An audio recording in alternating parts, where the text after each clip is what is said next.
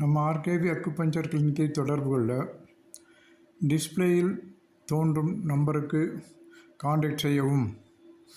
வணக்கம். இன்றைக்கு வீடியோவில் எதை பற்றி பார்க்க போகிறோம் என்றால், இளமையிலும் முதுமையாக இருக்க இந்த ST36 என்ற புள்ளியை தினந்தோறும் ப்ரெஸ்ஸிங் செய்ய வேண்டும்.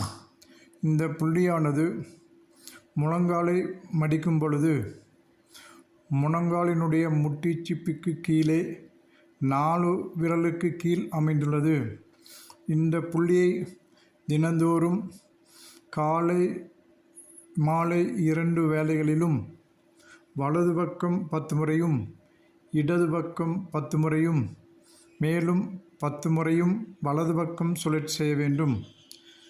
இதைப்போல் ஒவ்வொரு நாளும் 2 வேளை நாங்கள் இந்த புள்ளியை சுழற்சி செய்யும் பொழுது வயிற்றில் தோன்றும் பிரச்சனைகளுக்கு தீர்வை கொடுக்கிறது.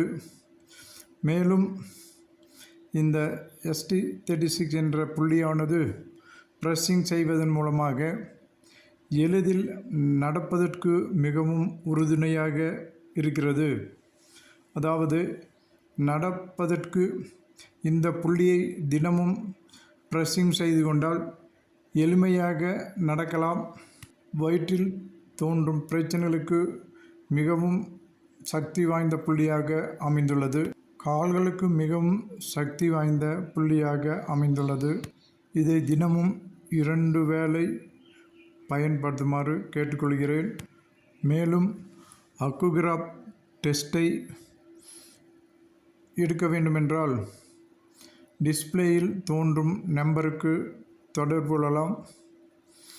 இந்த அக்குகிராப் டெஸ்டின் மூலம் 12 பல்ஸ் எப்படி நம் உடலில் இயங்குகிறது என்பதை பற்றி நீங்கள் தெளிவாக தெரிந்து கொள்ளலாம்.